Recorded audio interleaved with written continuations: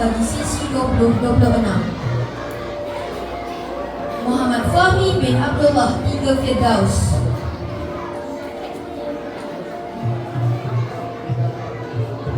Muhammad Adam Hanif bin Muhammad Usni 3 Firdaus. Azam Ad-Lutfi bin Amirul Hizmi 4 Firdaus. Muhammad Akil Ryan bin Abdul Fattah 4 Firdaus. Abdul Wafi bin Muhammad Zaidi 4 Adni. Nadif Arsyad bin Muhammad Azhar 4 Adni. Muhammad Danish Aryan bin Muhammad Rizwan 5 Firdaus. Muhammad Zarif Zafran bin Hadianto 5 Firdaus.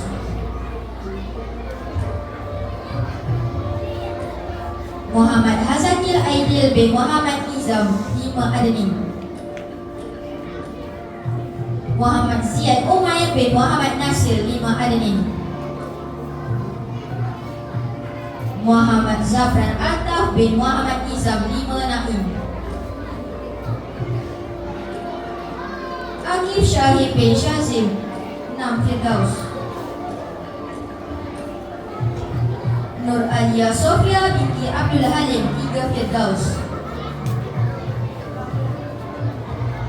Nur Afia binti Muhammad Rishamuddin 3 Firdaus.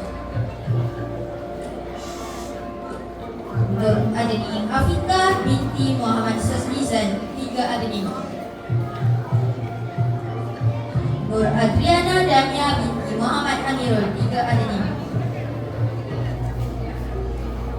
Nur Aisyah Alisha binti Abdul Rahman 4 Firdaus.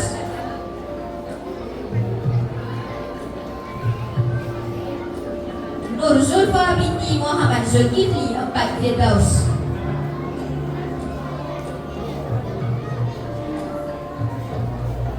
Nur Syadira Izani binti Nur Azharul Fitri 4 Adni.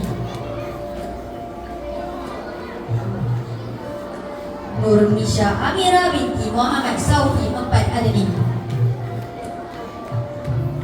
Fakiha Imani binti Muhammad Syarizal 5 Firdaus. Airin Sofia binti Helmi Syamil 5 Firdaus.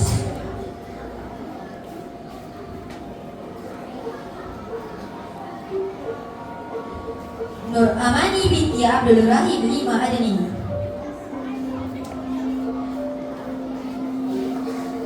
Nur Atikah Zahra binti Muhammad Saifud 5 Adni. Nur Zahira Amani binti Muhammad Khairi 5 Adni. Nur Akila binti Muhammad Rishamuddin 6 Adni. Nur Jazmia Alisa binti J Badrul 6 Adni. Nur Damia Sofia binti Nazrizam 6 Adni. Nur Fatihah Nabila binti Muhammad Azhar 6 Adni sebagai penolong ketua pengawas pusat sumber sekolah.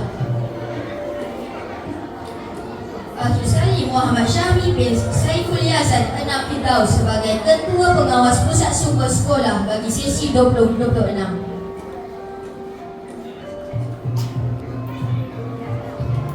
Baiklah, majlis diteruskan dengan penerima watikah bagi barisan pengawas.